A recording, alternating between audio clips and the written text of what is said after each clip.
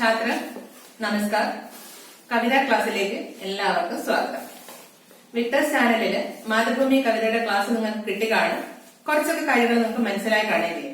आज हम पढ़ने जा रहे हैं कविता का आस्वादन टिप्पणी कैसे तैयार करना है. कविता मत पढ़ो, उसका आस्वादन करो. കവിത പഠിക്കാനായിട്ട് പാടില്ല, കവിത ആസ്വദിക്കുകയാണ് വേണ്ടത്. ഇനി നിങ്ങൾ പഠിക്കണമെന്ന് നിർബന്ധമാണെങ്കിൽ പരീക്ഷയ്ക്ക് लिए मत पढ़ो, जिंदगी के लिए पढ़ो. പരീക്ഷയ്ക്ക് വേണ്ടി പഠിക്കുകയാണെങ്കിൽ നിങ്ങൾ പരീക്ഷ കഴിയുമ്പോഴത്തേക്ക് മറന്നു. ജീവിതത്തിന് വേണ്ടി പഠിക്കുകയാണെങ്കിൽ നിങ്ങൾ ജീവിതത്തിൽ ഒരിക്കലും ഈ കാര്യങ്ങൾ മറക്കുകയില്ല. അപ്പൊ പരീക്ഷ എന്നുള്ള ഒരു ഭാഗമേ നമ്മളൊക്കെ മാറ്റിവെക്കുന്നു.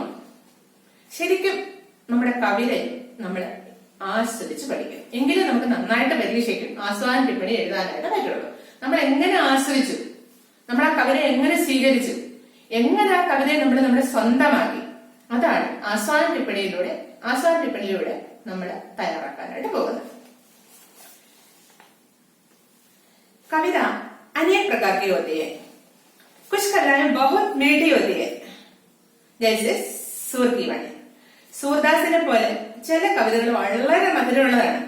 ആ കൃഷ്ണന്റെ ബാലവർണ്ണങ്ങളൊക്കെ കേൾക്കുമ്പോ ശരിക്കും നമ്മൾ അറിയാതെ നമ്മളിൽ ഒരു മാധുര്യഭാവം അറിഞ്ഞുകൊള്ളും.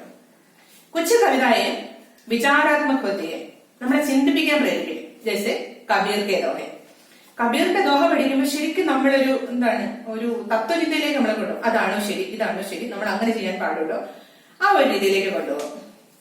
जयशंकर प्रसाद की कविताएं पढ़ते समय हमारे मन में प्रेम हो जाएगा, प्रकृति से प्यार करने लगेगा. ആ പ്രകൃതിയോട് വല്ലാത്തൊരു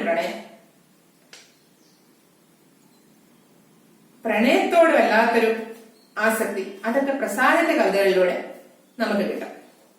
यहाँ कवि मैथिलीशरण गुप्ता जी है.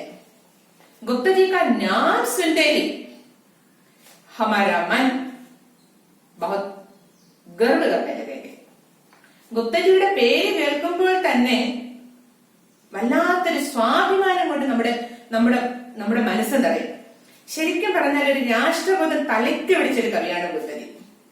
അദ്ദേഹത്തിന്റെ കവിത പഠിക്കുമ്പോഴാണ് ശരിക്കും നമ്മൾ ഭാരതീയനാണെന്നുള്ളതിന്റെ ഒരു അഭിമാനബോധം തന്നെ നമ്മുടെ മനസ്സിലേക്ക് ഉണ്ടാകുന്നത്.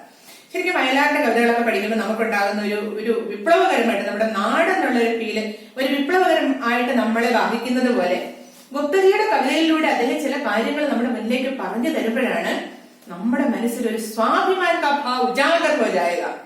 ഹം ഭാരതീയ ഹെ, ഹം മഹാൻ ഭാരതത്തെ സന്താന.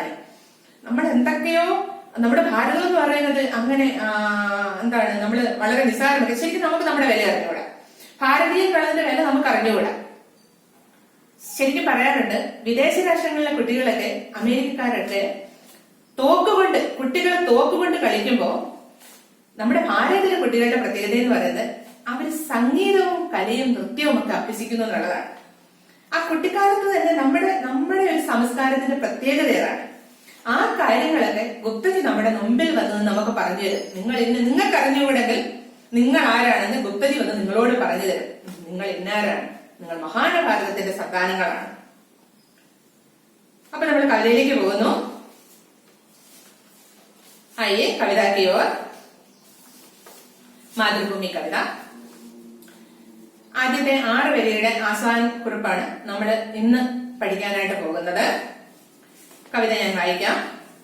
നീലാംബർ പരിധാൻ ഹരിത കടുപ്പർ സുന്ദര है, सूर्यचंद्र युग मुगड़ मेखला रत्नाकर है, नदियां प्रेम प्रवाह फूल तारे मंडल है, बंदेजन खगवृंद शेषखण सिंहासन है, कट्टी अभिषेक पयोध है बिलिहारी इस वेश की, हे मातृभूमि तू सत्य ही सगुण मूर्ति सर्वेश की. देखिए, नीलांबर परिधान हरित कड़ुपर सुंदर है. हमारी धरती हरी भरी है, നമ്മുടെ ഭൂമി പച്ചപ്പ് നിറഞ്ഞതാണ്. നീലാംബർ പരിധാൻ, ആ ഹരിത കടുത്തിന് മേൽ, ആ പച്ചപ്പ് നിറഞ്ഞ ഭൂമിക്ക് മേൽ ആകാശം ഒരു നീല വസ്ത്രം പോലെ ഇങ്ങനെ പാറി പറന്ന് കിടക്കുകയാണ്. ഹമാരി ഹരി ഭരി ധർത്തി के ऊपर आकाश एक नीले वस्त्र के समान पड़ी हुई है. सूर्य चंद्र युग मुगड़, सूर्य और चंद्र इस धरती के मुगड़ है. धरती को एक स्त्री के समान बताया गया है. ധർത്തിയെ ഭാരത് മാതാവായിട്ട് പറയാണ്. ഭാരത് മാതാവിന്റെ തലയിൽ ഒരു കിരീടമുണ്ട്. ആ കിരീടം എന്ന് പറയുന്നത് എന്താണ്? ഭാരതാംബ രാവിലെ സൂര്യനെയും രാത്രിയിൽ ചന്ദ്രനെയും കിരീടമാക്കി വെച്ചിരിക്കുകയാണ്. സാധാരണ സ്ത്രീയല്ല, സൂര്യനെയും ചന്ദ്രനെയും കിരീടമാക്കി വെച്ചിരിക്കുന്ന സ്ത്രീയാണ് ഭാരതാംബ. ഇസ്സെ ഭാരത് മേ ഹമാരാ ജന്മ ലിയാ ഹൈ. മേഖല രത്നാകര ഹൈ. മേഖല ചുറ്റപ്പെട്ട് കിടക്കുകയാണ്. രത്നാകർ സമുദ്രത്താൽ. हमारी धरती समुद्रों से घिरा हुआ है. समुद्रों से घिरी हुई है. നമ്മുടെ ഭൂമി സമുദ്രത്താൽ ചുറ്റപ്പെട്ട് കിടക്കുകയാണ്. यहाँ कवि कहते हैं समुद्र के लहरों को हमारी धरती ने കഥനി बनाई है. ആ സാഗരത്തിന്റെ തിരമാലകളെ ഭാരതാംബ തന്റെ അരപ്പട്ടയായിട്ട് അരിഞ്ഞാണമായിട്ട് വാരി ചുറ്റിയിരിക്കുകയാണ്. नदियां प्रेम प्रवाह. देखिए इस कविता के सबसे सुंदर पंक्ति, नदियां प्रेम प्रवाह. कवि कहते हैं नदियों से प्रेम बहता है, प्यार बहता है. कभी ऐसा क्यों कहा है? एक मनुष्य के शरीर से खून बहता है और उस खून के चलन के शरीर का सारा कार्य हो जाता है. നമ്മുടെ ശരീരത്തിലൂടെ രക്തം ഒഴുകുന്നത് കൊണ്ടാണ് നമ്മുടെ ശരീരത്തിന്റെ എല്ലാ പ്രോസസ്സും കൃത്യമായിട്ട് നടക്കുന്നത്. कवि कहते हैं भारत माता के शरीर से पानी बहता है. ये पानी के रूप में प्यार बहता है. ഭാരത മാതാവിന്റെ ശരീരത്തിലൂടെ വെള്ളം എന്ന് പറയുന്നത് സ്നേഹമാണ് വെള്ളമായിട്ട് ഒഴുകുന്നത്. कवि ऐसा क्यों कहा है? नदियां प्रेम प्रवाह. ऐसा क्यों कहा है? ये हमारी संस्कृति की विशेषता. ये हमारी संस्कृति की विशेषता है. നമ്മുടെ സംസ്കാരത്തിന്റെ പ്രത്യേകതയാണത്. नदियां प्रेम प्रवाह. हम आपसी प्यार से बंधे. നമ്മൾ സ്നേഹം കൊണ്ട് കെട്ടപ്പെട്ടവരാണ്. നമ്മൾ വഴക്ക് കൂടാനോ ബഹളം ഉണ്ടാക്കാനോ മറ്റുള്ളവർക്ക് ദോഷം ചെയ്യാനോ ഒന്നും പാടില്ല. ഭാരത് നിവാസി പ്യാർ സേ ബന്ധതെ. ഭാരതത്തിലെ ആളുകൾ സ്നേഹം കൊണ്ട് കെട്ടപ്പെട്ടിരിക്കണം. ഇവിടെ അദ്ദേഹത്തിന്റെ ഒരു സാമൂഹ്യ ബോധം കൂടെ നമുക്ക് കാണാം. ശരിക്കും സാഹിത്യം എന്ന് പറയുന്നത് ഒരു സാമൂഹ്യ പരിഷ്കരണം കൂടെയാണ്. സമൂഹത്തെ നന്നാക്കുക എന്നുള്ള ഒരു കർത്തവ്യം കൂടെയുണ്ട്. അത് കഥയിലൂടെ ആവുമ്പോ അറിയാതെ നമ്മുടെ മനസ്സിലേക്ക്, ഒരു യങ് ജനറേഷന്റെ മനസ്സിലേക്ക് ഭാരതം ഇങ്ങനെയാണ്, ഭാരതം സ്നേഹത്താൽ കെട്ടപ്പെട്ടതാണ് എന്നൊക്കെ യുവാക്കളുടെ മനസ്സിലേക്ക് ആ ഒരു ചിന്താഗതി ഉള്ളിലേക്ക് അങ്ങ് ചേർന്ന് കഴിയുമ്പോൾ ശരിക്കും അവർക്ക് ഒരിക്കലും നമ്മുടെ സംസ്കാരത്തിന് യോജിക്കാത്ത കാര്യങ്ങൾ ചെയ്യാനായിട്ട് സാധിക്കുന്നില്ല. അതാണ് കവിതയുടെ ഒരു സാമൂഹ്യമായിട്ടുള്ള കർത്തവ്യം. ഇവിടെ ഗുപ്തജി വളരെ മനോഹരമായിട്ട് കാര്യം പറഞ്ഞു വെക്കുകയാണ്. നദിയാം പ്രേമപ്രവാഹം. ഭാരതത്തിന്റെ സിരകളിലൂടെ ഒഴുകുന്നത് പ്രേമമാണ്, സ്നേഹമാണ്. നമ്മൾ സ്നേഹം കൊണ്ട് നമ്മൾ കെട്ടപ്പെട്ടിരിക്കണം. फूल तारे मंडन है. ये धरती में हमें फूल देखते हैं और तारे देखते हैं. आसमान में तारे देखते हैं. നമ്മൾ ഈ കാണുന്ന പൂക്കളും നക്ഷത്രങ്ങളും ഒക്കെ മണ്ഡൻ ഹെ. ഈ ധർത്തി കാ ആഭൂഷൺ ഹെ. ഭാരത് മാതാവിന്റെ അലങ്കാരങ്ങളാണ്. ഭാരത് മാതാവ് അണിഞ്ഞിരിക്കുന്ന ആഭൂഷണങ്ങളാണ് പൂക്കളും നക്ഷത്രങ്ങളും. बंदे जन खगवृंद. हम चारों ओर पक्षियों को देखते हैं. पक्षी उड़ते जाते हैं. वे चिल्लाते जाते हैं. वे क्या कर रहे हैं? भारत माता की वंदना कर रहे हैं. ഭാരത മാതാവിനെ സദാ അവര് ഭാരത മാതാവിനെ സ്തുതിക്കുകയാണ്. വന്ദന करते जाते हैं. അവരിങ്ങനെ സ്തുതിഗീതങ്ങൾ പാടിക്കൊണ്ടേയിരിക്കുകയാണ്. ഇനിയോ ശേഷഫണ സിംഹാസന ഹെ. ये धरती का सिंहासन शेषफण है. आदिशेष का फण है इस धरती का सिंहासन. നമ്മുടെ ഭാരതാംബ സിംഹാസനമാക്കി വെച്ചിരിക്കുന്നത് आदिशेष എന്ന് പറയുന്ന നാഗത്തിന്റെ പണമാണ്. इसका अर्थ क्या है? आदिशेष महाविष्णु का नाग है. इसका अर्थ क्या है?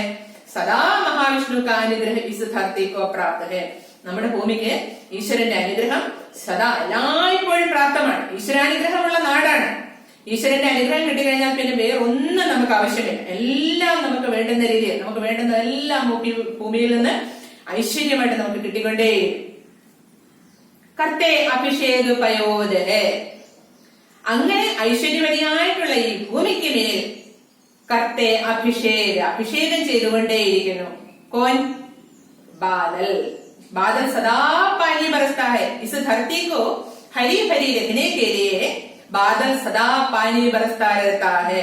ഈ ഭൂമിയെ പച്ചപ്പാക്കി നിലനിർത്താൻ വേണ്ടിയിട്ട്, നമ്മുടെ ഈ ഭൂമിയെ മനോഹരിയാക്കി നിലനിർത്താൻ വേണ്ടിയിട്ട് മേഘങ്ങൾ എപ്പോഴും മഴ ഇങ്ങനെ വർഷിച്ചുകൊണ്ടേയിരിക്കുന്നു. ബലിഹാരി ഇസ് വേഷിക്കി. ഇത്രയും പറഞ്ഞ ശേഷം ഇത്തനാ कहकर कवि कहता है हम बेलिहार है इस वेश के ऐसे वेश वाले है भारत माँ. ഇങ്ങനെ സുന്ദരിയായിട്ടുള്ള ഇത്രയും മനോഹരമായ വേഷങ്ങൾ അണിഞ്ഞിരിക്കുന്ന ഹേ ഭാരത് മാതാവേ, ഹം സബ്കാ പ്രണാം, ഹം ബലിഹാർ ഹേ, ഹം ആപ്കാ ആഭാർ ഹേ, ഞങ്ങൾ അവിടത്തോട് കടപ്പെട്ടിരിക്കുന്നു. ഇത്രയും സുന്ദരമായ ഭൂമിയിൽ, ഇത്രയും ഐശ്വര്യം നിറഞ്ഞ ഭൂമിയിൽ ജനിക്കാനായിട്ട് ജനം ലേനെ കെ ലിയെ ഹമേ അവസർ മില. इतनी इस पुण्य भूमि में जन्म लेने के लिए हमें अवसर मिला. हम धन्य है, हम आपके आभार है. ഞങ്ങൾ ധന്യരാക്കപ്പെടുന്ന നിങ്ങളുടെ അമ്മ അവിടുത്തെ ഈ ഭൂമിയിൽ ജനിച്ചുകൊണ്ട് ഞങ്ങളെ ധന്യരാക്കിയിരിക്കുന്നു. ഹേ മാതൃഭൂമി തു സത്യ ഹി സഗുണമൂർത്തി സർവേശികി. അങ്ങനെയുള്ള മാതൃഭൂമി തു സത്യ ഹി സഗുണമൂർത്തി സർവേശികി. സഗുണമൂർത്തി, ഈശ്വരൻ ശരിക്കും ഒരു സാകാര രൂപം എടുത്തു കഴിഞ്ഞാൽ, ഈശ്വരൻ രൂപമെടുത്താൽ എങ്ങനെ ഇരിക്കുമോ അതാണ് അവിടുന്ന്. ശരിക്കും ഈശ്വരന് രൂപമുണ്ടായിരുന്നെങ്കിൽ ശരിക്കും ഈശ്വരൻ രൂപമെടുത്തതാണ് നമ്മുടെ ഈ ഭാരതഭൂമി എന്ന് പറയുന്നത്. देखिए यही है इस कविता का आस्वादन. इस कविता से मैथिलीशरण गुप्ता जी भारत भूमि की भूप्रकृति विशेषताएं हमें बताते हैं. ഈ ഭൂമിയുടെ ഒരു പ്രത്യേകതകൾ അദ്ദേഹം പറഞ്ഞു തന്നിട്ട് ഭാരത് മാതാവിനെ ഒരു സ്ത്രീയായിട്ട് വർണ്ണിച്ചുകൊണ്ട് ആ ഭൂമിയുടെ പ്രത്യേകതകളും അതിന്റെ അനുഗ്രഹവും ഒരു അമ്മ എങ്ങനെയാണോ കുഞ്ഞുങ്ങളെ പരിപാലിക്കുന്നത് അതുപോലെ ഈ ധർത്തി നമ്മളെ പരിപാലിക്കുകയാണ്. അപ്പൊ ഈ കവിത നിങ്ങൾ ഒരു പ്രാവശ്യം കൂടെ നിങ്ങൾ കേൾക്കണം. കേട്ടിട്ട് നിങ്ങൾക്ക് ഇതിൽ നിന്ന് ഉൾക്കൊള്ളാൻ പറ്റിയ കാര്യങ്ങളെല്ലാം കൂടെ ചേർത്തുകൊണ്ട് ഒരു ആസ്വാദനപ്പിടി നിങ്ങൾ തയ്യാറാക്കണം. അപ്പം ആസ്വാദനപ്പിടി തയ്യാറാക്കുമ്പോ ഒരു 2 പാരഗ്രാഫായിട്ട് എഴുതിയാൽ കൊള്ളാം. ആദ്യത്തെ പാരഗ്രാഫിൽ ചെറുതായിട്ട് കവിയെ കുറിച്ചൊരു ചെറിയൊരു വർണ്ണന, മൈഥിലീശരൺ ഗുപ്തജിയെ പറ്റിയിട്ട് ചെറുതായിട്ട് അദ്ദേഹം എങ്ങനെയുള്ള കവിയാണ്, ഈ കവിതയിലൂടെ അദ്ദേഹം എന്താണ് പറഞ്ഞു വെക്കുന്നത് എന്നുള്ളത് ആദ്യത്തെ ഭാഗത്തിലും ഒരു 1-2 സെന്റൻസിൽ. അത് കഴിഞ്ഞിട്ട് അടുത്ത ഭാഗത്തില് എങ്ങനെയാണ് നമ്മുടെ മാതൃഭൂമിയെ കവി മനോഹരിയായിട്ട് ഐശ്വര്യ ദേവതയായിട്ട് നമ്മുടെ മുന്നിലേക്ക് പറഞ്ഞു വെച്ചിരിക്കുന്നത് എന്നുള്ള കാര്യങ്ങൾ കൂടെ ചേർത്ത് എഴുതുമ്പോ ഈ കവിതയുടെ ആസ്വാദന ടിപ്പണിയായി. ഇതില് ബാക്കി ഭാഗം ആദ്യത്തെ 6 വരിയാണ് നമ്മളിവിടെ പഠിച്ചത്. അതിന്റെ ബാക്കി ഭാഗം അടുത്ത ക്ലാസ്സിൽ നമുക്ക് പഠിക്കാം.